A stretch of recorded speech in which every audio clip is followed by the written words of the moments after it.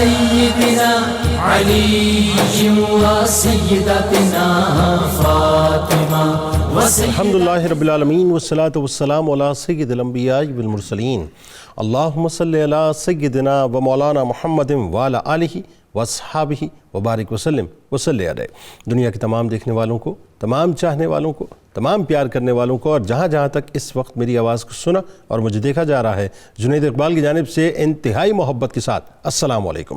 ایک بار پھر ناظرین، آپ کو پرنور صبح نور کے ساتھ میں دل کی گہرائیوں سے خوش آمدید کہتا ہوں۔ آئیے بلا توقف چلیں گے حضرت ابو انیس محمد برکت علی علیہ الرحمہ کی تالیف اسماء النبی کریم صلی اللہ علیہ وآلہ وسلم سے رسول اللہ صلی اللہ علیہ وآلہ وسلم کا ایک اسم مبارک پڑھنے اور سننے کی سعادت حاصل کرتے ہیں۔ سیدنا صاحب العلم صلی اللہ علیہ وآلہ وسلم، ہمارے سردار، تمام علوم کے مالک، درود و سلام بھیجے اللہ آپ صلی اللہ علیہ وآلہ وسلم پر، آپ صلی اللہ علیہ وآلہ وسلم کی آل پاک پر، اور صحابہ کرام رضوان اللہ تعالیٰ علیہم اجمعین پر۔ حضرت ابو امامہ رضی اللہ تعالیٰ عنہ سے مروی ہے، رسول اللہ صلی اللہ علیہ وآلہ وسلم نے کہا کہ بے شک اللہ تعالیٰ، اس کے فرشتے، تمام زمین و آسمان والے، یہاں تک کہ چونٹی اپنے بل میں، اور مچھلیاں بھی اس شخص کے لیے جو بھلائی کی تعلیم دیتا ہے، رحمت طلب کرتی ہیں۔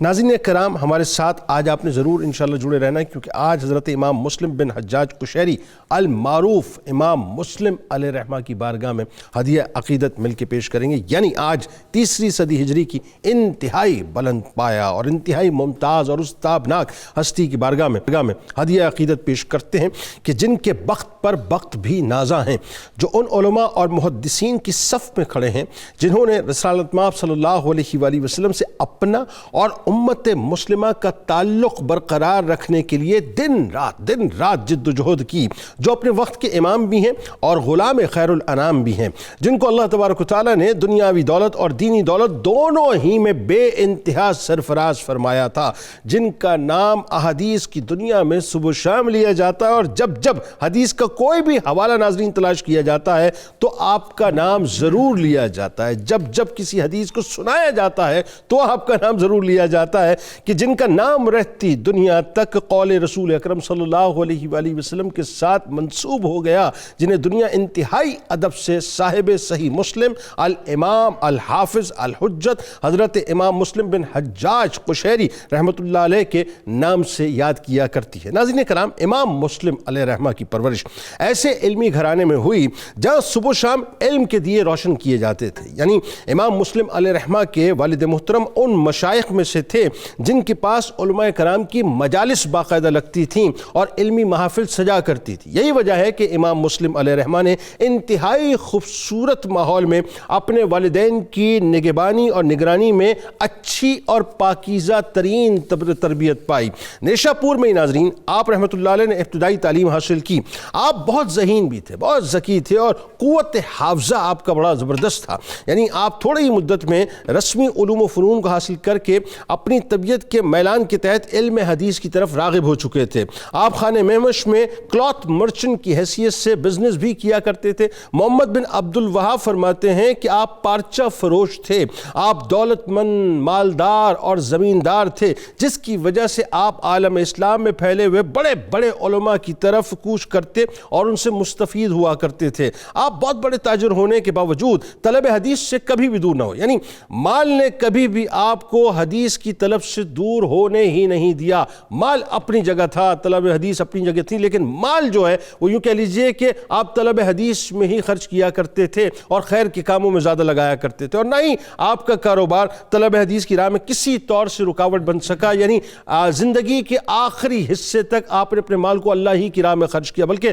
حاکم نیشا پوری کہتے ہیں کہ میرے والد نے کہا کہ میں نے مسلم بن الحجاج کو خانہ مہمش میں حدیث بیان کرتے ہوئے دیکھا ہے۔ ایک روایت کے مطابق ناظرین یہ بھی بتایا گیا ہے کہ ان کے والد ماجد چونکہ صاحب ثروت تھے، جاگیر اور جائیداد اللہ تبارک و تعالیٰ نے بہت دے رکھی تھی، تو اس سے جو بھی آمدنی آتی تھی اس سے گھر کا وہ نظام وغیرہ چلایا کرتے تھے۔ امام مسلم علیہ الرحمہ طلب حدیث کے سلسلے میں ناظرین مختلف دیشوں میں گئے، شہروں میں گئے۔ آپ نے اپنے شہر نیشا پور اور خراسان سے طلب حدیث کا آغاز کیا، اور اس وقت کے جید علماء کرام اور حفاظ حدیث سے علمی فیضان حاصل کیا۔ آپ رحمۃ اللہ علیہ بہت جاذب نظر تھے، بڑے حسین تھے، بہت خوبصورت دکھتے تھے۔ امام مسلم علیہ الرحمہ کے اخلاق و اوصاف سے متعلق ناظرین علماء کرام متفق اللسان ہیں کہ آپ اعلیٰ اخلاق سے متصف، نہایت سخی اور بہترین منتظم تھے۔ غیبت و حسد اور دیگر جو بیماریاں روحانی طور پہ ہوتی ہیں ناظرین، اس سے کوسوں دور رہا کرتے تھے۔ خدمت خلق کا یہ معاملہ تھا کہ حافظ ذہبی رحمۃ اللہ علیہ آپ کی خدمت خلق کی صفت کی وجہ سے آپ کو محسن نیشاپور کے نام سے یاد کیا کرتے، بلکہ جید ہستیاں آپ رحمۃ اللہ علیہ کے وجود مبارک کو مسلمانوں کے لیے خیر کے استعارے کے طور پر لیا کرتی تھیں۔ حضرت امام مسلم علیہ رحمہ اپنے اساتذہ اور شیوخ کا بے حد اکرام اور احترام فرمایا کرتے تھے، اور ایسے ہی ناظرین اللہ تبارک و تعالیٰ ذہن میں رکھیے گا مراتب نہیں دیتا، کوئی نہ کوئی وجہ ضرور ہوتی ہے۔ یہ جو ادب ہوتا ہے نا، ادب یہ آپ کو کہاں پہنچا دیتا ہے آپ سوچ بھی نہیں سکتے۔ نیشاپور کے سفر میں امام بخاری علیہ رحمہ کی خدمت میں بکثرت حاضر ہوا کرتے تھے، لہذا مرتبے کے اعتبار سے آپ رحمۃ اللہ علیہ امام بخاری علیہ رحمہ کے بعد خراسان کے امام ہوئے۔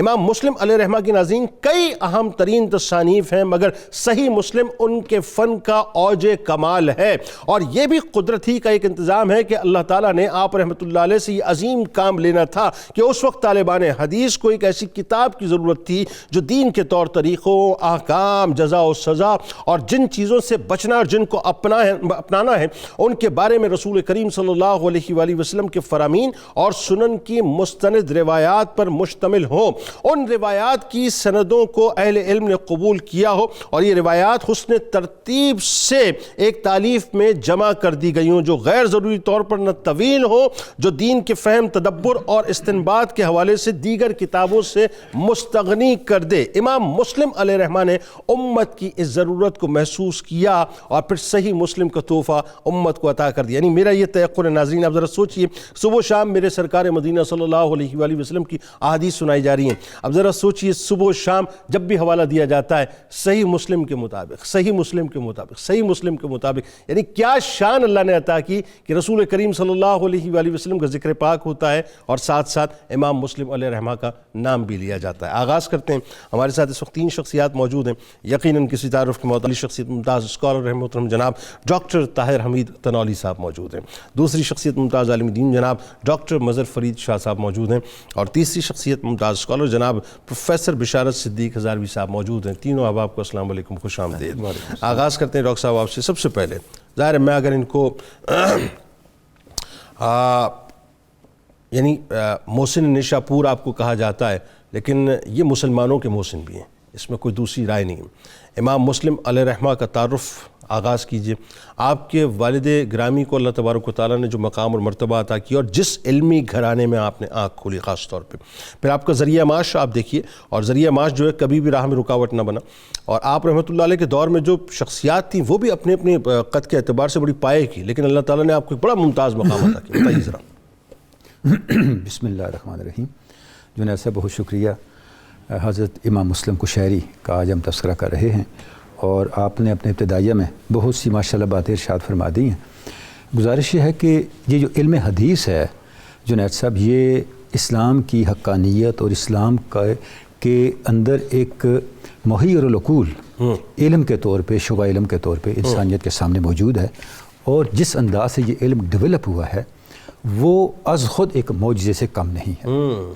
یعنی پوری ہسٹوریوگرافی کی تاریخ میں علم حدیث جیسے علم کی آپ کو کوئی مثال اور کوئی نظیر نہیں ملتی۔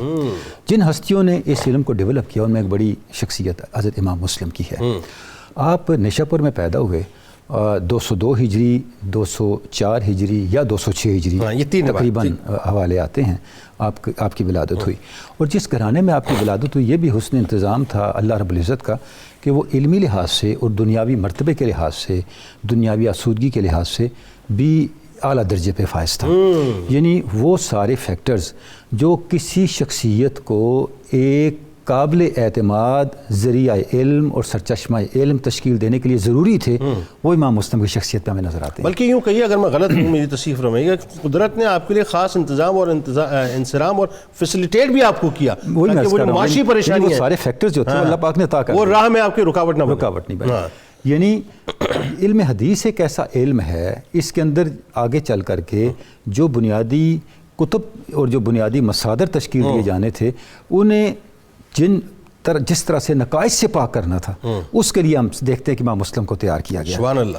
اچھا، آپ کے والد گرامی اپنے زمانے کے اکابر مشائخ میں سے تھے، علماء میں سے تھے، اور معاشی لحاظ سے بھی بڑی آسودہ شخصیت تھے، بڑے صاحب جائیداد تھے، اور وہ ظاہر وہ ساری جائیداد، وہ سارا جو آسودگی تھی حضرت امام مسلم کو بھی منتقل ہوئی۔ اس کا نتیجہ یہ نکلا کہ امام مسلم کے پاس بہت وقت تھا کہ وہ اپنے خاندان کی معاشی آسودگی کے لیے، معاشی سپورٹ کے لیے وقت صرف کرنے کے بجائے علم حدیث پر ہی وقت صرف کریں، اور شروع سے آپ اس میں شروع سے اس پہ رہے۔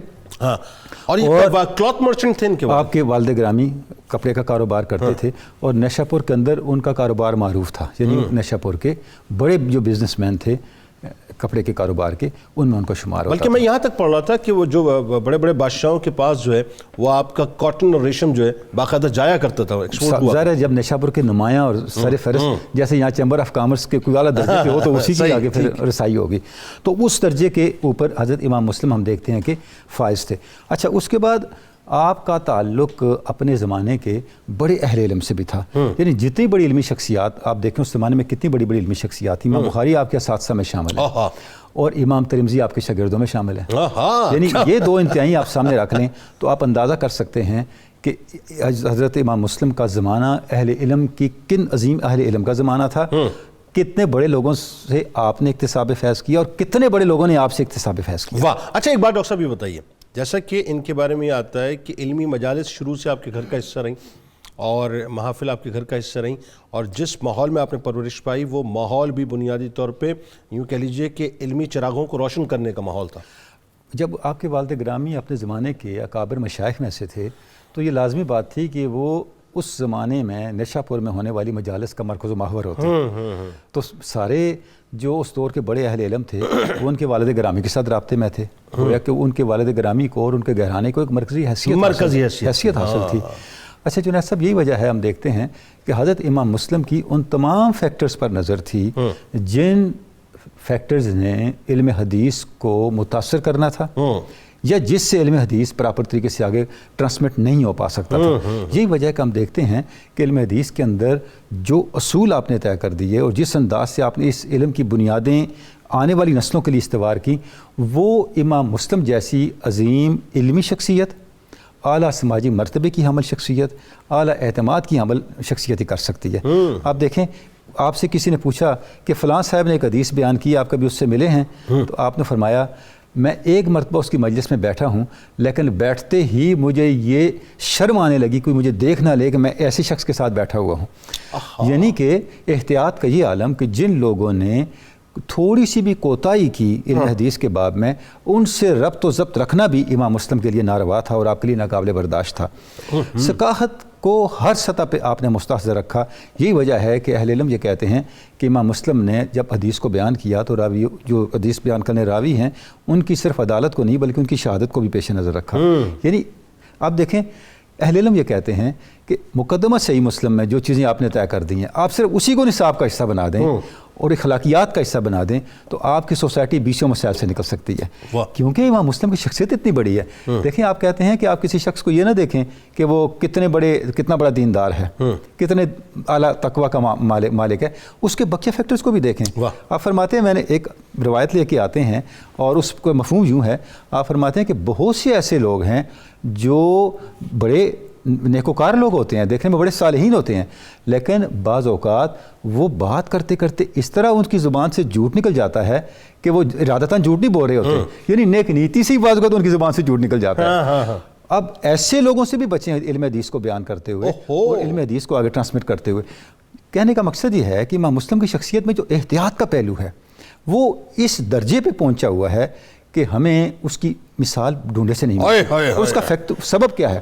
اس کا سبب وہ ماحول ہے جس ماحول میں، جس خاندان میں، جن اہل علم میں امام مسلم نے پرورش پائی اور ان کی شخصیت آگے پلی بڑھی۔ میں ایک بات ابھی آپ کی بات سے سوچ رہا تھا، اور یہ کتنا مشکل ترین مرحلہ ہے جو آپ فرما رہے ہیں نا کہ جو دانستہ جھوٹ نہ بولے ویسے ہی منہ سے جھوٹ نکل جائے۔ دیکھیں، آپ نے فرمایا یجری الکذب علی لسانہم ولا یتعمدون الکذب، وہ ارادتاً جھوٹ نہیں بولتے، ان جھوٹ پھسل کے ان کی زبانوں سے نکل جاتا ہے. ان سے بھی آپ اعراض کرتے تھے. اب میں اس کے ایک اور پہلو کو دیکھیے. ایک تو یہ پہلو ہوا, اب ایک پہلو یہ کہ جو آپ نے راستہ چنا ہے وہ کتنا مشکل ترین راستہ ہے کہ سرکار مدینہ صلی اللہ علیہ وسلم کا فرمان ہے کہ جس نے مجھ سے جھوٹ منسوب کیا, جس کا مفہوم حدیث کا ملتا ہے, وہ اپنا ٹھکانہ جہنم میں دیکھے. اب حدیث کو اکٹھا کرنا اور پھر اس کو کمپائل کر کے ایک سند کے ساتھ جو ہے امت کے لیے پیش کرنا اور قیامت تک اس کو جو ہے باقاعدہ ایک سند بنا کے جو ہے وہ رکھنا, آپ سوچئے کتنا مشکل ترین راستہ, لیکن اللہ تبارک و تعالیٰ نے اپنے محبوب کی نصرت سے کتنا آسان ان کے لیے فرما دیا. امام مسلم علیہ رحمہ کے اساتذہ خاص طور پہ یہ ذرا آپ لوگوں کو سمجھائیے کہ آج تو ہوتا یہ ہے کہ ہم ایک آدھ دو استاد کے پاس اگر چلے جاتے ہیں تو بہت بڑا ہم نے تیر مار لیا ہوتا ہے کہ صاحب ہم نے ایک آدھ دو اساتذہ سے جو استفادہ کر لیا ہے. وہاں ایک کثرت ہمیں ملتی ہے اساتذہ کی, پھر شہر شہر جا کر باقاعدہ علم حدیث کو جو ہے وہ سیکھنا حاصل کرنا, یہ کیسی بات ہے؟ بسم اللہ الرحمن الرحیم. اصل میں اسلام کے اندر معلم اور متعلم ان کا مقام بڑا ہے. آپ دیکھیں کہ یہ علم ہے کیا, جب ہمیں یہ پتہ چلتا ہے تو پھر معلم اور متعلم کا بھی ہمیں پتہ چلتا ہے اس کا مقام کیا ہے. ہوا حصول صورت الشیء فی العقل, کہ کسی چیز کا عقل میں حاصل ہونا, یہ حکمان تعریف کی. متکلمین کہتے ہیں ہوا صفت یتجلی بها المذکور لمن قامت ہی بہ, وہ ذہن کے گوشے کھل جاتے ہیں جب علم آتا ہے. اور جو سب سے زبردست قسم کی تعریف محدثین نے کی ہے وہ کیا؟ وہ یہ ہے کہ انسان کے قلب میں ایک نور ہوتا ہے جو نور مصطفیٰ سے مستفاد ہوتا ہے. بھائی سبحان اللہ, کیا کہنا. وہاں سے چمک پیدا ہوتی ہے, وہاں سے علم آتا ہے, وہاں سے حلم آتا ہے. اب دیکھیں کہ جس بندے کا تعلق صبح و شام علم حدیث کے ساتھ وابستگی ہے, واہ, وہ نور مصطفیٰ سے کس قدر استفادہ کرتا ہے. بھائی سبحان اللہ, کیا کہنا. اب یہ ایک تو بات یہ ہے کہ سب سے پہلے سٹیپ پر, اور دوسری بات یہ اور وہی نور ہدایت ہے, اور وہی نور ہدایت ہے, اسی سے تجلیات ہیں, اسی سے رحمت و برکات. اچھا, اب یہ ہے کہ انہوں نے ایک جگہ نہیں بلکہ اپنے آپ کو اتنا مصروف کیا, شہر بشہر, در بدر, استاد با استاد یہ پہنچے ہیں. اب خراسان کا علاقہ, وہاں پر حصول علم کرتے ہیں. اب اسی علاقہ میں اسحاق بن راہویہ ایک بہت بڑا نام ہے علمی دنیا کا. اس علمی دنیا کے اس بے پناہ چمکتے ہوئے درخشندہ ستارے سے آپ نے استفادہ کیا. سبحان اللہ. آپ نے اس پر اکتفا نہیں کیا. امام زہلی یا زہلی, دونوں میں کس طرح سے کیا لیا, محمد بن یحییٰ, امام زہلی. اچھا, ان سے استفادہ کیا.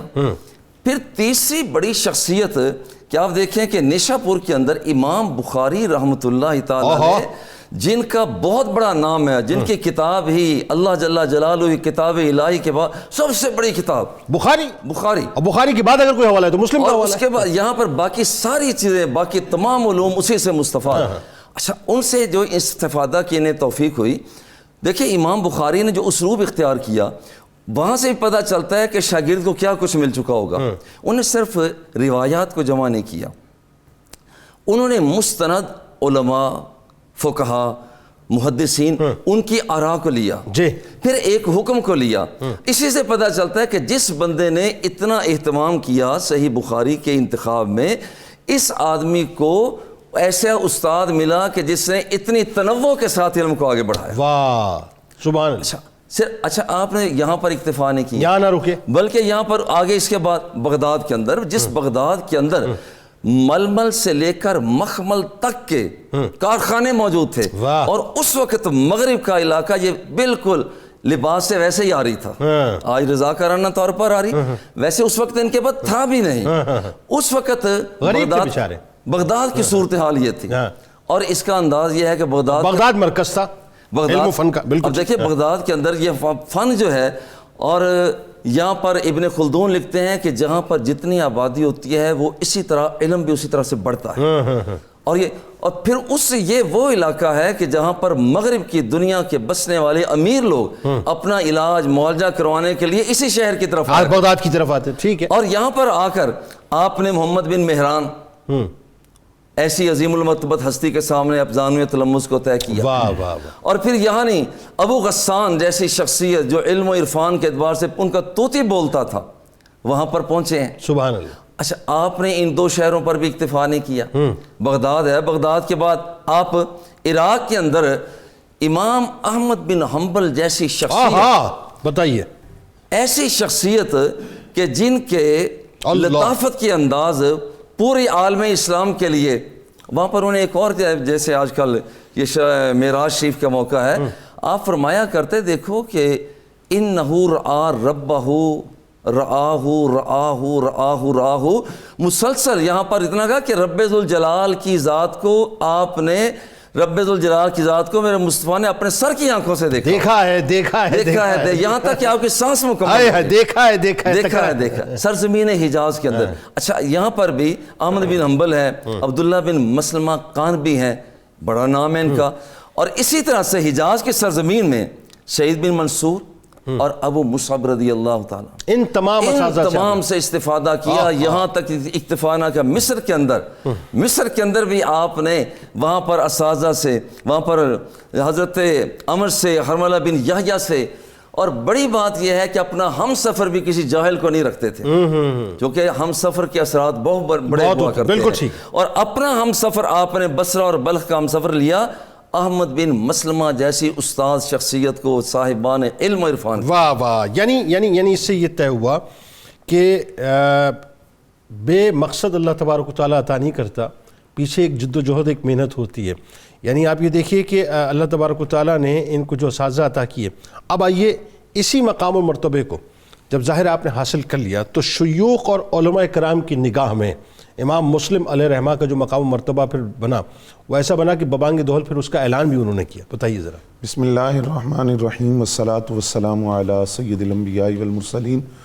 جنید بھائی، نبی اکرم صلی اللہ علیہ وآلہ وسلم کے ارشاد گرامی ہے، نضر اللہ عمران سمع مقالتی فبلغہا، کہ اللہ تعالیٰ اس شخص کو تر و تازہ رکھے جس نے میری کسی بات کو سنا اور لوگوں تک پہنچایا، اور یہ ایک بات کے لیے، اور حضرت امام مسلم وہ ہیں جنہوں نے ہزاروں فرامین رسول کو امت تک پہنچایا ہے۔ اس بنیاد پر آپ حافظ الحدیث بھی ہیں، امام المحدثین بھی ہیں، رئیس المحدثین بھی ہیں، امام العلماء والمتکلمین بھی ہیں، اساکر الملت والدین بھی ہیں، صاحب اوصاف کثیرہ ہیں، خادم حدیث نبویہ ہیں، مخدوم امت محمدیہ ہیں، اور صاحب صحیح مسلم ہیں۔ سبحان اللہ۔ حضرت امام مسلم رحمۃ اللہ تعالیٰ علیہ، دیکھیے کمال یہ ہوتا ہے، شاگرد اپنے استاد کی تعریف کرے تو یہ معمول کی بات ہے، مرید اپنے پیر کی اور شیخ کی تعریف کرے تو یہ معمول کی بات ہے۔ کمال یہ ہے کہ استاد اپنے شاگرد کی عظمتوں کو خراج تحسین پیش کرے۔ کمال یہ ہوتا ہے کہ مرشد اور شیخ اپنے مرید کی عظمتوں کی تعریف کرے۔ حضرت امام مسلم رحمۃ اللہ علیہ وہ ہیں جن کو ان کے شیوخ نے سراہا، خراج تحسین پیش کیا، ان کی ذہانت کو، فدانت کو، تدبر کو خراج تحسین پیش کیا۔ آپ کے استاد گرامی جن کا ذکر ہوا اسحاق بن راہوے، آپ کی ذکاوت، ذہانت اور تدبر کو خراج تحسین پیش کرتے ہوئے فرماتے ہیں اللہ ہی جانتا ہے کہ یہ شخص مستقبل میں کتنا بڑا آدمی بنے گا۔ یہ آپ کے زمانے طالب علم کی بات ہے کہ مستقبل میں اس کا مقام کیا ہوگا۔ پھر آپ کے ایک شیخ ہیں حضرت ابو عمر، وہ آپ کے وجود کو اس امت کے لیے خیر و برکت کا باعث جانتے ہیں۔ فرماتے ہیں لن نعدم الخیر ما ابقاک اللہ للمسلمین، جب تک اللہ نے امام مسلم کو زندہ رکھا ہے امت میں خیر ہی خیر ہوگی، اور ان کے وجود سے امت کو خیر و برکت حاصل ہوگی۔ آپ کے شیخ ہیں، استاد ہیں محمد بن عبد الوہاب الفراء، وہ فرماتے ہیں مسلم بن حجاج علماء الناس میں سے ہیں، علم کے محافظین میں سے ہیں، میں ان کے بارے میں بلائی اور خیر کے سوا کوئی بات نہیں جانتا۔ آپ کے اساتذہ اور شیخ میں سے شیخ محمد بن بشار، وہ فرماتے ہیں حافظ الدنیا چار ہیں۔ میں سے پہلے یہ بات عرض کر دوں کہ حافظ الحدیث کہتے کس کو ہیں؟ بار بار حافظ الحدیث کا لفظ آ رہا ہے۔ حافظ الحدیث اس کو کہتے ہیں جس نے 1,00,000 احادیث کو متن اور سند سمیت زبانی یاد کیا ہو۔ 1,00,000 احادیث کو متن اور سند سمیت۔ اس کو ذرا آسان کر کے لوگوں کو سمجھائیں تاکہ لوگوں کو سمجھ آئے کہ یہ سپر کمپیوٹرز تھے، سپر کمپیوٹرز، مطلب سپر کمپیوٹرز ان کے آگے۔ الفاظ کی بات نہیں کر رہا، مکمل احادیث 1,00,000 حدیث، وہ 1,00,000 حدیث میں الفاظ کتنے یہ خدا ہی جانتا ہے، کوئی حدیث طویل ہے کوئی مختصر، 1,00,000 حدیث متن بھی اور سند بھی۔ متن سے مراد جو ان کا پورا جو ٹیکسٹ آ گیا، جی بالکل، جو اور سند سے مراد کیا جو راویان ہیں، کس نے کس سے روایت کیا، کس نے کس سے روایت کیا۔ تو آپ کے بارے میں فرمایا کہ حافظ الدنیا چار ہیں، امام ابو زرع رازی رے کے اندر، امام مسلم نیشاپور کے اندر، امام عبداللہ دارمی سمرقند کے اندر، امام محمد بن اسماعیل بخارا کے اندر یہ وہ ہیں جن کو حافظ الحدیث کہا جاتا ہے۔ پھر ابو قریش فرماتے ہیں دنیا کے 4 بڑے حفاظ کے اندر حضرت امام مسلم کا شمار ہوتا ہے۔ شیخ یافی فرماتے ہیں مناقبہ مشہورتن سیرتہ مشکورتن، ان کے جو مناقب ہیں وہ مشہور ہیں اور ان کی جو سیرت ہے وہ قابل قدر ہے۔ خطیب بغدادی کہتے ہیں احد الائمۃ من حفاظ الحدیث، جو حفاظ حدیث ہیں جن کو حافظ الحدیث کہا جاتا ہے ان کے اماموں میں سے ایک امام کا نام امام مسلم ہے۔ علامہ سماحی کہتے ہیں جن علماء نے پوری دنیا پر اپنی امامت کا سکہ بٹھایا ہے ان میں سے ایک حضرت امام مسلم ہے۔ امام نووی وہ شخصیت ہیں جنہوں نے مسلم شریف کی شرح بھی کی ہے۔ آپ جب خراج تحسین پیش کرتے ہیں تو فرماتے ہیں وہ اعلام ائمہ میں سے تھے، مطلب دین کی شناخت جو لوگ تھے وہ امام مسلم تھے، علم کی پہچان جو لوگ تھے وہ امام مسلم تھے۔ فرماتے ہیں آپ کے بار علماء میں سے تھے، حفظ و اتقان کمال کا تھا، طلب حدیث کے لیے آپ نے ملکوں اور شہروں میں آپ گھومے، ان کی امامت اور تقدم کے اندر زمانہ معترف ہے، کسی کا اختلاف نہیں۔ اچھا اس میں جو اہم ترین بات ہے، قطع کلام کی معذرت ہے، ذرا ربط چونکہ جملہ آپ نے دیا تو وہ اس کا ربط ذرا بن جائے۔ آپ یہ دیکھیں طلب حدیث کے لیے نہ صرف آپ شہر شہر گھومے بلکہ آپ کا جو مال ہے، جو میں نے ابتدا میں بات عرض کی، آپ نے وہ مال بھی جو ہے وہ خاص طور پہ اس کام کے لیے صرف کیا۔ جی بالکل۔ پھر دیکھیے اس کا انعام اللہ نے آپ کو کیا دیا کہ آج کتنے 100 سال گزرے، 1200 سال کم و بیش، آج بھی آپ کی عظمتوں کا تذکرہ ہے، وہ آپ کی محنت، وہ آپ کی مشقت۔ اسی بنیاد پر علامہ ذہبی نے آپ کا ذکر کرتے ہوئے آپ کے جو القابات لکھے ہیں، فرماتے ہیں آپ امام بھی ہیں، حافظ بھی ہیں، حجت الاسلام بھی ہیں، امام کبیر بھی ہیں، مجود بھی ہیں، صادق بھی ہیں، اور حدیث کی بنیادوں میں سے ایک بنیاد کو امام مسلم کہا جاتا ہے۔ پھر ابو بکر جارود کہتے ہیں آپ علم کے سب سے بڑے محافظ تھے، 1100 طلباء نے آپ سے حدیث کا علم پڑھا ہے، حدیث کا علم صرف 1100 طلباء وہ تعداد بنتی ہے۔ پھر قبرہ زادہ کہتے ہیں امام مسلم اور امام بخاری بل ہوا امام خراسان فی الحدیث بعد البخاری، کہتے ہیں بخاری کے امام بخاری کے بعد خراسان کے اندر جو حدیث کا امام ہے اس کو امام مسلم کہتے ہیں۔ ابن صلاح کہتے ہیں اللہ تعالیٰ نے ان کو ستاروں جیسی بلندی عطا کی تھی، امام اور حجت گردانے جاتے تھے، اور علم حدیث ہو یا دوسرا کوئی علم ہو بار بار جس شخصیت کا ذکر ہوگا اس کو امام مسلم کہا جاتا ہے۔ کیا کہنا، کیا خوبصورت بات ہے۔ ناظرین کرام ایک لمحے ذرا تصور تو کیجئے صاحب، یہ جو گفتگو ہو رہی ہے ہم تو ظاہر ہے کیا ان کی رفعت بیان کر سکتے ہیں، واللہ ہم نہیں بیان کر سکتے، اس پہ کوئی دوسری رائے نہیں ہے۔ ہم سب کا علم بہت محدود ہے، مقام و مرتبہ بہت بلند، بہت اونچا ہے۔ یعنی آپ صرف میں ایک جملہ ادا کر کے میں چاہتا ہوں کہ ہم سب مل کے سرکار کی بارگاہ میں درود پاک پیش کریں، ان کی آل کی بارگاہ میں، کہ اس کائنات کو اللہ تبارک و تعالیٰ نے اپنے محبوب کریم صلی اللہ علیہ وآلہ وسلم کے لیے خلق کیا۔ لولا کلمہ خلقت الافلاک، اے نبی اگر آپ نہ ہوتے ارض و سما خلق نہ کرتا۔ اچھا اس کائنات کو اپنے محبوب کے لیے خلق کیا اور پوری کائنات یعنی ایک ایک ذرے کو اپنے محبوب کی مداخانی پہ لگا دیا، اور اس کے ذکر پہ لگا دیا، اس کے تذکرے پہ لگا دیا، اور صبح و شام جو ہے اس کا تذکرہ ہو رہا ہے۔ اب ذرا سوچئے محبوب کا جو قول ہے وہ کتنا قیمتی ہوگا جن کے لیے کائنات کو اللہ تعالیٰ نے خلق۔ ایک قول تو وہ ہے جو اللہ کا ہے جو قرآن کی صورت میں اترا، اور ایک قول وہ ہے رسول کریم صلی اللہ علیہ وآلہ وسلم جو زبان مصطفیٰ صلی اللہ علیہ وسلم سے ادا ہوا۔ اب قول رسول کو دنیا میں کہیں بھی سننا کوئی چاہے گا یا سنانا چاہے گا تو سب سے پہلا حوالہ جو ذہن میں آتا ہے وہ امام بخاری علیہ رحمہ کا آتا ہے کہ بخاری شریف کھول لیجئے جی اور حوالہ دیکھ لیجئے، اور دوسرا حوالہ کس کا آتا ہے؟ مسلم شریف کھول لیجئے جی اور مسلم میں دیکھ لیجئے کہ امام مسلم علیہ رحمہ کی کیا روایات ہیں۔ یعنی یہ پریولیج، یہ مقام و مرتبہ الفاظ سے کوئی بیان نہیں کر سکتا، یہ اللہ اور اس کے رسول جانتے ہیں کہ امام مسلم علیہ رحمہ کا کیا مقام و مرتبہ ہے۔ درود پاک سرکار کی بارگاہ میں، ان کی آل کی بارگاہ میں لوٹ کر آپ کو بتاتے ہیں کہ جو ان کے معاصرین تھے وہ آپ کو کیسے خراج عقیدت پیش کرتے تھے۔ درود پاک۔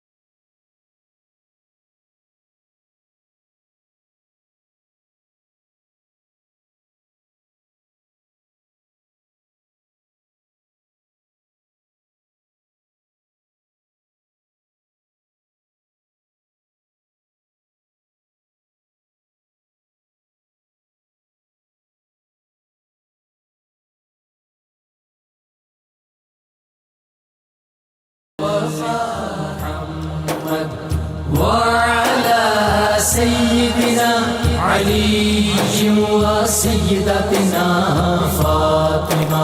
ناظرین کرام، ایک بار پھر میں آپ کو خوش آمدید کہتا ہوں صاحب صحیح مسلم امام مسلم بن حجاج قشیری رحمۃ اللہ علیہ کی بارگاہ میں ہم اس وقت ہدیہ عقیدت پیش کر رہے ہیں.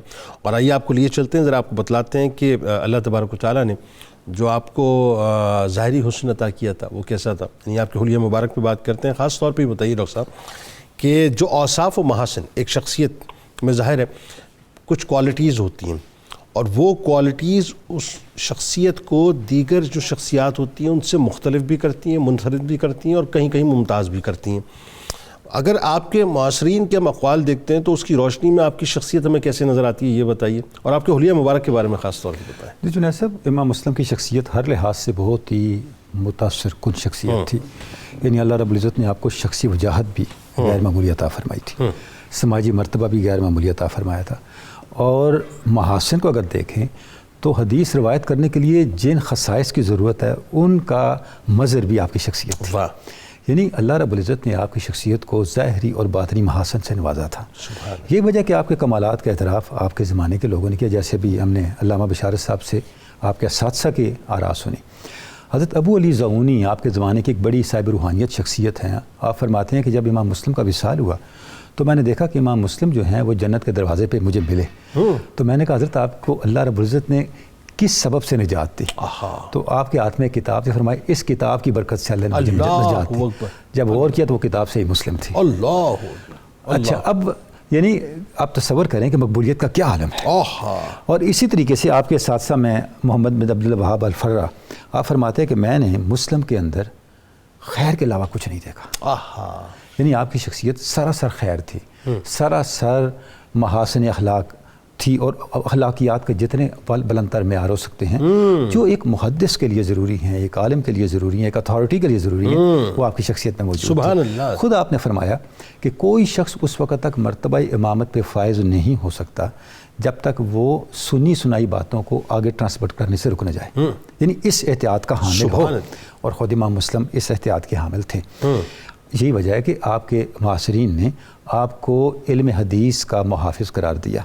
حضرت ابو علی نیشاپوری نے آپ کی کتاب صحیح مسلم کو سب سے مستند کتاب قرار دیا. یعنی اس حد تک علماء کی آپ کے بارے میں آراء تھیں کہ آپ کس درجے پہ جا کے ثقافت کے ساتھ چیزوں کو بیان کرتے ہیں اور چیزوں کو آگے منتقل کرتے ہیں. سبحان. بخاری سب سے فن حدیث کے اندر مستند ترین کتاب ہے، لیکن آپ کے انہی محاسن کی وجہ سے اہل علم کہتے ہیں کہ بعض معاملات میں امام مسلم کو ایک طرح کا ایج حاصل ہے امام بخاری پر. مثلا اہل شام سے روایت کرنے کے معاملے میں امام بخاری نے بھی روایت کی اہل شام سے، لیکن بہت سی روایات جو امام بخاری نے اہل شام سے لیں وہ براہ راست اہل شام سے جا کے نہیں لیں. تو اس سے کیا ہوا؟ اس سے یہ ہوا کہ ایک ہی حدیث اگر کسی راوی کے نام سے ہوئی اور پھر وہی حدیث کسی راوی کی کنیت سے آگے آئی تو امام بخاری نے اس سے دو مختلف روایات تصور کیا، لیکن امام مسلم نے اہل شام سے براہ راست روایت کیا. لہذا یہ جو معاملہ تھا صحیح مسلم میں آ کر ریزالو ہو گیا. یہاں پر اس طرح کے مسائل پیدا نہیں ہوئے. تو ایک غیر معمولی احتیاط جو امام مسلم کی شخصیت میں ہمیں نظر آتی ہے علم کو آگے منتقل کرنے کے حوالے سے، حدیث کو بیان کرنے کے حوالے سے، وہ جن معیارات کو امام مسلم نے مقدمہ صحیح مسلم میں طے کیا ان معیارات پہ پہلے وہ خود قائم ہوئے اور اپنی شخصیت کو ان معیارات کا مظہر بنایا. تو جنید صاحب یہی سبب ہے کہ امام مسلم کی شخصیت اپنے زمانے میں بھی علم کا حوالہ رہی اور ان کی کتاب اپنے زمانے میں بھی درجہ استناد پہ پہنچی، اور آج تک صحیح بخاری کے بعد علم حدیث کے اندر ایک اعلیٰ ترین اور دوسری بڑی اتھارٹی تصور کی جاتی ہے. تو کوئی ایسی بڑی شخصیت ہمیں نظر نہیں آتی. ایک اور جو بڑی اہم ڈائمنشن ہے آپ کی شخصیت آپ کے زمانے کے حوالے سے، جس نے آپ کی شخصیت پہ کوئی انگشت اعتراض بلند کی ہو یا آپ کے حوالے سے کسی سکم کا اظہار کیا ہو، یہ اس کا مطلب یہ ہوا کہ آپ کے زمانے کے اندر بھی ظاہر اہل علم میں ایک معاصرانہ چشمک بھی ہوتی ہے، اس سب کے باوجود بھی آپ کی شخصیت میں کوئی ایسا خلا نہیں تھا، کوئی ایسا ڈی میرٹ نہیں تھا، کوئی ایسا ڈیفیکٹ نہیں تھا جسے اعتراض کی بنیاد بنایا جاتا. تو ایک بہت ہی آئیڈیل انداز کے ساتھ آپ کی شخصیت ہمارے سامنے آتی ہے، اور آپ کی کا جو جمع کیا ہوا ذخیرہ حدیث ہے وہ بھی درجہ استناد. اچھا، بڑا مشکل ہوتا ہے معاصرین کا تسلیم کرنا کسی کو، لیکن آپ یہ دیکھیے کہ یہاں آپ کے جو معاصرین ہیں انہوں نے برملا جو ہے وہ آپ کی علمی قد کا، آپ کی زہد و تقوی کا، آپ کی عبادتوں کا، آپ کی شخصیت کا باقاعدہ اعتراف کیا. اور یہ اعتراف شروع کہاں سے ہوا؟ یعنی اہل علم کہتے ہیں کہ صحیح مسلم کو سب سے پہلے اصح ترین کتاب آپ کے استاد محمد بن اسحاق راہوی نے قرار دیا. یعنی یہ کمال ہے نا کہ آپ کے اساتذہ آپ کی علمی کاوشوں کو اس درجے تک تسلیم کریں، ان کی عظمت کو تسلیم کریں کہ اس کو اپنے زمانے میں بے مثل قرار دیں. جب اساتذہ اعتراف کر رہے ہوں اور اس اپنے زمانے کی اس فن کے اندر، اس علم کے شعبے کے اندر جو خود اتھارٹیز ہیں، وہ اتھارٹی کسی شخصیت کو تسلیم کر رہے ہوں، تو عامت الناس کے لیے اور پھر بچہ لوگوں کے لیے تو تسلیم کرنے کے علاوہ کوئی چارہ نہیں رہتا. اچھا ایک بات اور دیکھیں کہ علماء اس بات پہ متفق تھے کہ ایک تو آپ اعلیٰ اخلاق کے مالک تھے، دوسرا یہ کہ آپ انتہائی سخی تھے، تیسری آپ کی شخصیت کا پہلو یہ تھا کہ آپ بہترین ایڈمنسٹریٹر تھے، اور چوتھی بات یہ کہ آپ روحانی بیماریوں میں مبتلا نہیں تھے. یعنی آپ کسی کے لیے کلام کرتے ہی نہیں تھے، غیبت تو چھوڑ دیجیے، کلام ہی نہیں کرتے. دیکھیں نا، میں عرض کرتا ہوں نا، جو آپ نے معیارات قائم کیے، جب آپ نے یہ فرمایا کہ جو شخص سنی سنائی باتیں کرتا ہے وہ امامت پہ فائز نہیں ہو سکتا، میں اس سے کبھی حدیث نہیں لینی جو سلف صالحین کو سب و شتم کرتا ہے، جی ان کو گالیاں دیتا ہے، ان کی بے ادبی کا مرتکب ہوتا ہے. جی. یعنی معیار آپ قائم فرما رہے ہیں. واہ، یہ وہ معیارات ہیں جن کا مظہر آپ خود تھے پہلے. واہ سبحان اللہ. اس سطح پہ جا کے پھر آپ نے اسٹینڈرڈ اسٹیبلش واہ کیا. ڈاکٹر صاحب دیکھیں، ایک بات تو اب یہ تو طے ہو گئی کہ قدرت جس سے چاہتی ہے جیسے چاہتی ہے کام لے لیتی ہے. یعنی وہ ہستیاں بھی گزریں کہ جو اپنی کٹھیا کے اندر بیٹھ کے جو ہے صرف چراغ جلاتی تھیں اور چراغ کی روشنی کے اندر قلم لے کے اور دوات لے کے بیٹھ جاتی تھیں، اور دنیا جو ہے جہاں ان کی تحریروں کو پڑھ کے اپنی زندگیوں میں انقلاب پیدا کرتی ہے. وہ شخصیات بھی گزری، اور یہ شخصیت بھی ہیں کہ جن کو اللہ تبارک و تعالیٰ نے تمام فیسلٹیز عطا کی. یعنی مالی طور پہ کہیں کسی در پہ جانے کی آپ کو ضرورت نہیں تھی، آپ نے تو صرف وہ ڈیوٹی انجام دینی تھی جس ڈیوٹی کے لیے آپ کو میں تو مطلب اس بات کو یوں سمجھتا ہوں کہ آپ کو ایکچولی رسول کریم صلی اللہ علیہ وسلم کے اقوال کو کمپائل کرنے کے لیے اللہ تعالیٰ نے بھیجا تھا بنیادی طور پہ، کہ میرے محبوب کے قول کو جمع کرنے کی ڈیوٹی ہے تمہاری. وہ ڈیوٹی ادا کرنے کے لیے آئے تھے، تو ساری فیسلٹیز ان کو دے دی تھی. اچھا لیکن اس کے ساتھ ساتھ ابھی ہم صحیح مسلم پہ آگے جا کے بات کرتے ہیں. دیگر جو آپ کی تصانیف ہیں وہ بھی اپنی جگہ جو شورا آفاق تصانیف ہے، ذرا اس پہ بات کیجیے. پھر علمی دنیا میں خاص طور پہ ان تصانیف کا کیا مقام المرتبہ ہے، ذرا یہ بتائیے. جنید بھائی، اصل میں اسلام کی گھٹی کے اندر، ابتدا کے اندر وہ علمی پہلو کو رب ذوالجلال نے ودیت کر دی ہے. جو بندہ اسلام کے جتنا قریب ہوتا جاتا ہے جی اتنا ہی وہ علم کی گہرائیوں میں، پنہائیوں میں داخل ہوتا چلا جاتا ہے. سرفرازیاں اس کو اسی طرح سے دستیاب ہوتی جاتی ہیں. چونکہ حضور علیہ الصلوۃ والتسلیم بھی جلوہ فگن ہوئے تو فرمایا انما بعثت معلما، میں معلم بنا کر بھیجا گیا ہوں. واہ، علم اور عرفان جو ہے وہاں پر بھی، اور جو پہلی واجب ہے اقرا، پڑھیے آپ، اس کا تعلق بھی علم کے ساتھ ہے. بالکل ایسے.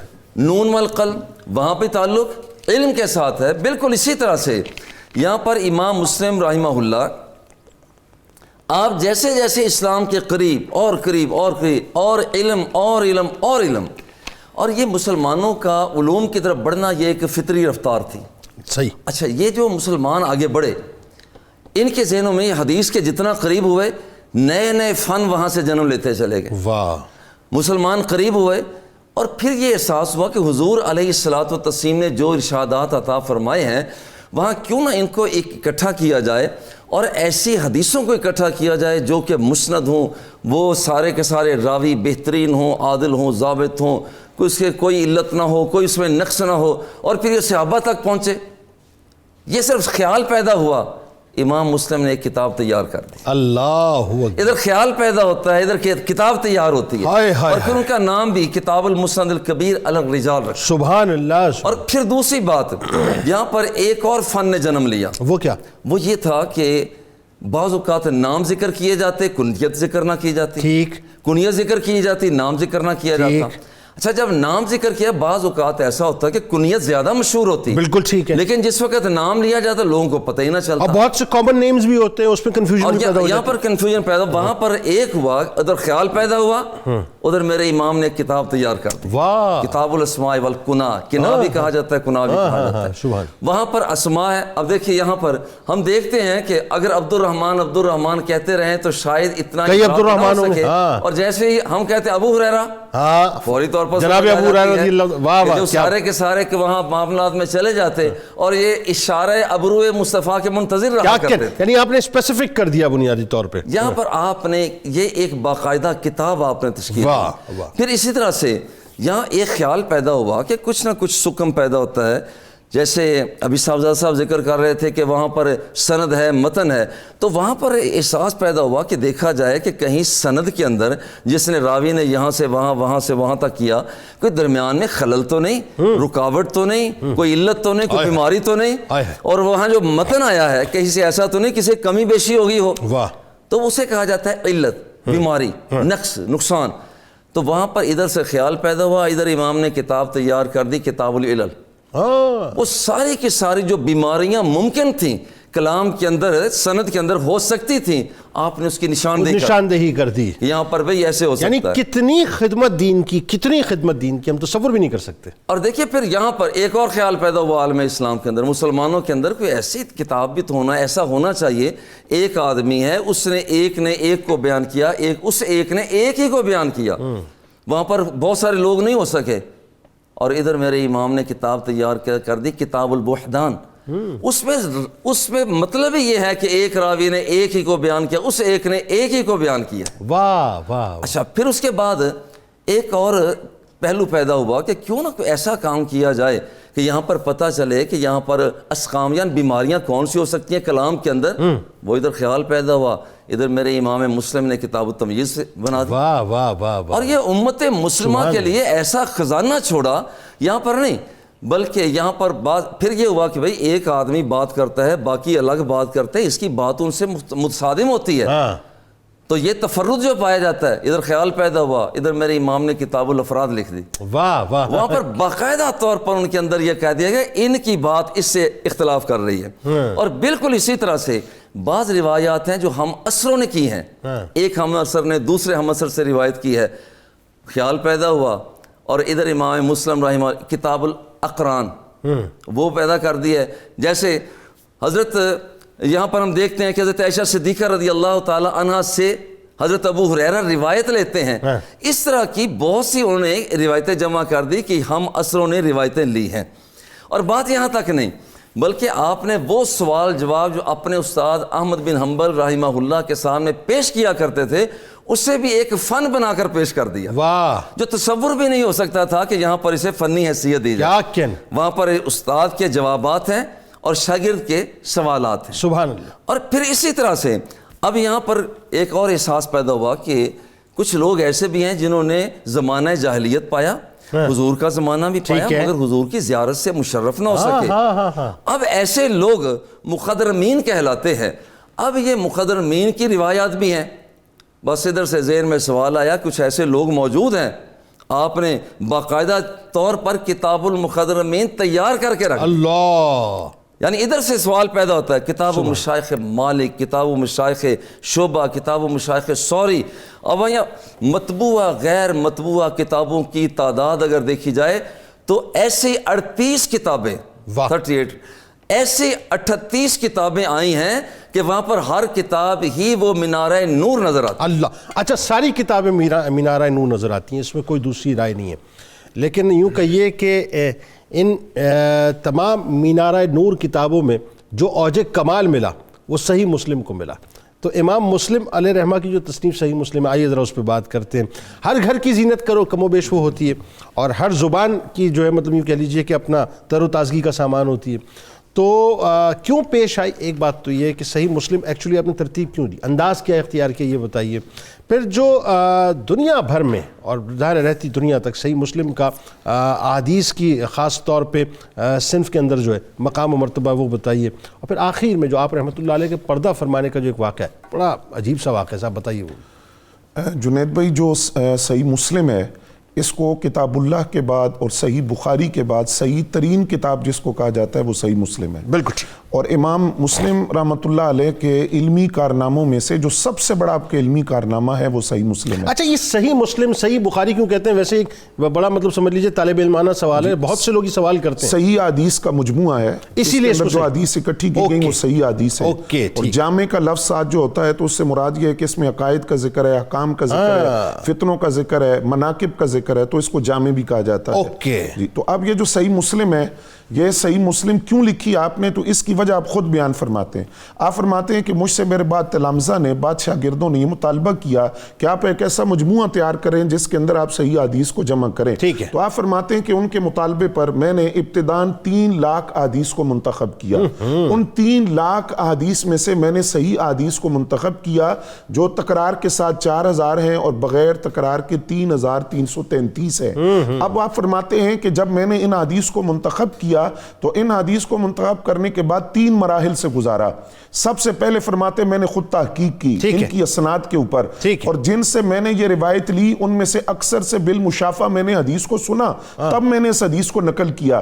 اس کے بعد آپ فرماتے ہیں کہ میں نے اپنی صرف تحقیق پر اکتفا نہیں کیا، اس زمانے کے جو اکابر محدثین تھے انہوں نے اس حدیث کے بارے میں کیا تحقیق کی اس کو بھی میں نے سامنے رکھا، اور جنہوں نے اس حدیث پر اتفاق کیا تو اس حدیث کو میں نے کتاب میں شامل کیا. اس کے بعد تیسرا مرحلہ، اور یہ آپ کی عاجزی اور انکساری بھی، فرماتے ہیں جب یہ مجموعہ تیار ہو گیا تو میں اس کو ابو زرع رازی جو جرح و تعدیل کے اعتبار سے حدیث کے امام گردانے جاتے ہیں ان کے پاس لے گیا، ان کو پیش کیا. انہوں نے حدیث کو دیکھا اور جس حدیث کی سند کے اندر ان کو کوئی علت نظر آئی تو انہوں نے مجھے حکم فرمایا، میں نے اس حدیث کو اپنی کتاب سے نکال دیا. یہاں تک کہ 15 سال کی محنت شاقہ کے بعد یہ مجموعہ سامنے آیا جس میں تکرار کے ساتھ 4000 اور تکرار کے بغیر 3333 احادیث کو میں لایا ہوں. یہاں رکیے ذرا، جی یہ سمجھنے والوں کے لیے ذرا اس کو تھوڑا سا اور کھول دیجئے بات کو.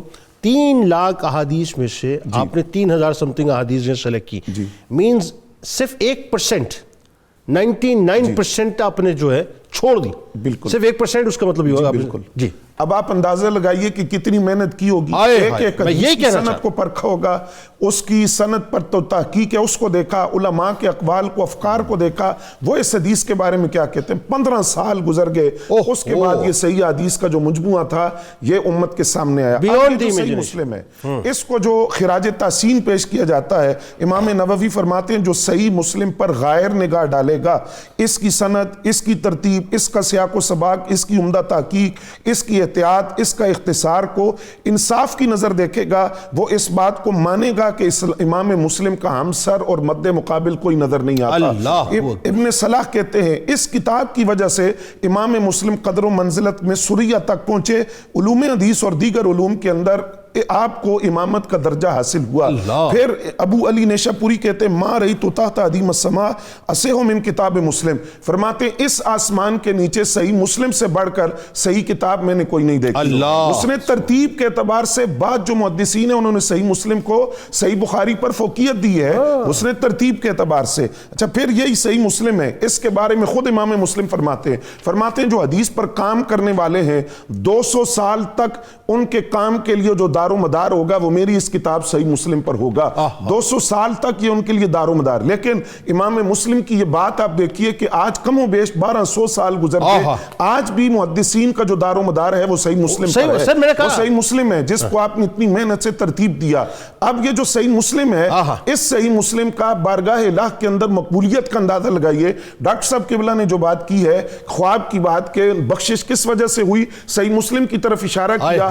اب اس خواب کے اندر جو پیغام تھا کہ اللہ کی بارگاہ کے اندر آقا کریم صلی اللہ علیہ وسلم کے فرامین کا یہ صحیح مجموعہ، یہ مسلم شریف، اس کی قبولیت کا عالم کیا ہے. پھر حضرت امام مسلم رحمۃ اللہ علیہ آپ سے ایک علمی مذاکرہ اور مجلس کے اندر ایک سوال ہوا حدیث کے بارے میں، آپ اس حدیث کو جانتے نہیں تھے، آپ کے مطالعہ میں نہیں تھے. اب یہ جو واقعہ ہے جنید صاحب یہ عجیب و غریب تو ہے، لیکن یہ اس حوالہ سے کہ علمی دنیا کے وابستہ لوگوں کے لیے کتنا بڑا پیغام ہے. آپ گھر تشریف لائے، آپ نے کتب حدیث کو کھولا، اس حدیث کی تلاش شروع کی، اور اس تلاش کے درمیان استغراق کا عالم یہ تھا کہ کھجوروں کی ٹوکری پاس رکھی ہوئی تھی اور آپ کھجور بھی کھا رہے ہیں اور حدیث بھی تلاش کر رہے ہیں، یہاں تک کہ جب تک وہ حدیث ملی وہ کھجوروں کی ٹوکری خالی ہو گئی اور وہ کثرت سے کھجوریں کھانا جو تھا وہ آپ کے لیے مرض کا سبب بنا، اسی وجہ سے انتقال ہوا. میں 2 باتیں عرض کروں گا. امام ذہبی نے جو جملہ لکھا اس واقعے کو لکھنے کے بعد، آپ یہ نہیں فرماتے کہ کھجوروں کی وجہ سے آپ کا انتقال ہوا، کہتے ہیں امام مسلم کا وصال علم علمی فکری استغراق کی وجہ یہ بنیاد یہ اصل وجہ تھی کہ آپ اس قدر جستجو تھی علم حدیث کے اندر حدیث تلاش کرنے میں کہ وہ استغراق جو تھا اس استغراق میں آپ وہ کھجوریں کثرت سے کھا گئے جو آپ کے مرض. سر ایک اور بات اس میں دیکھیں جو بڑی اہم ترین ہے, میں چاہتا ہوں اس پہ ذرا سا آپ تھوڑا سا اس عقدے کو بھی کھولیں کہ آپ یہ دیکھیے صاحب کہ حافظ الحدیث ہیں, پیمانہ یہ بنا کہ صاحب 1,00,000 احادیث جو ہے سند کے ساتھ اور متن کے ساتھ جن کو حفظ ہونی چاہیے.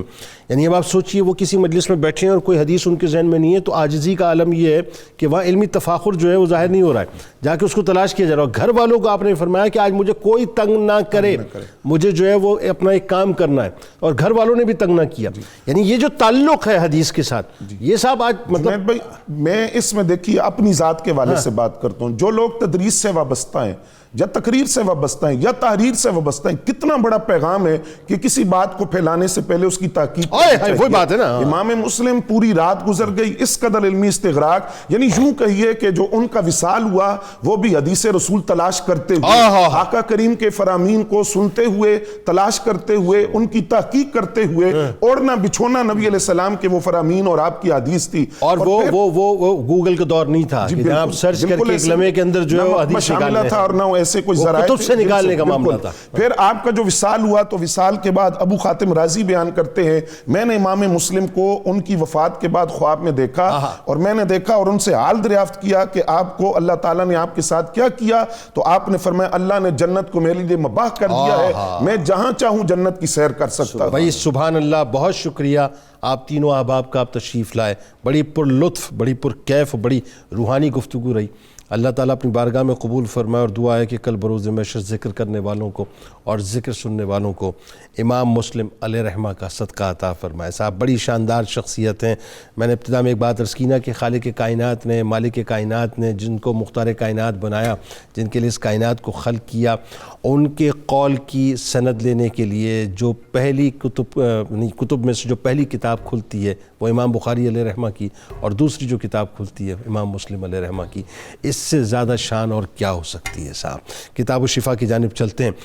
نماز میں دل لگانے کا وظیفہ 21 دن بلا ناغہ نماز عشاء کے بعد 21 بار یا اللہ یا غفور یا قادر پڑھ کے اپنے سینے پر پھونک مار لیں اور ہاتھوں پر دم کر کے جسم پر پھیل لیں. انشاءاللہ نماز کی طرف رغبت ہو جائے گی. اور اگر پھر بھی رغبت نہ ہو تو ایک جملہ عرض کیے دیتا ہوں, صرف یہ سوچ لیجئے گا کہ جن کی آنکھوں کی ٹھنڈک نماز ہے کل بروز محشر انہی سے شفاعت چاہیے. پھر ذرا تصور کیجئے تو اندازہ ہوگا کہ نماز کتنی پیاری ہے. حضرت علی کرم اللہ وجہ الکریم کا کمال قول مبارک ہے کہ آخرت تمہارے رہنے کا گھر ہے, پس اس کے لیے وہ سامان تیار کرو جو ہمیشہ تمہارے کام آئے. روزنامہ 92 نیوز میں آج مضمون ضرورے گا امام مسلم بن حجاج قشیری المعروف امام مسلم علیہ رحمہ کے حوالے سے. ٹویٹر پہ ہمیں فالو کر لیجئے, فیس بک پیج کو لائک کر لیجئے, یوٹیوب چینل کو سبسکرائب کر کے بیل آئیکن کو ضرور کلک کر لیجئے. آپ وہاں موجود ہیں, ہم یہاں موجود ہیں, مل کے نعرہ لگائیں گے, لیکن اس سے پہلے ذرا اپنی روح سے تجدید عہد وفا. لا یؤمن احدکم حتی اکون احب الیہ من والدہ وولدہ والناس اجمعین. اللہ تعالیٰ آپ کا, ہمارا, ہم سب کا, پاکستان کا اور امت مسلمہ کا حامی و ناصر ہو, آمین. پاکستان کا مطلب کیا؟ لا الہ الا اللہ محمد رسول اللہ صلی اللہ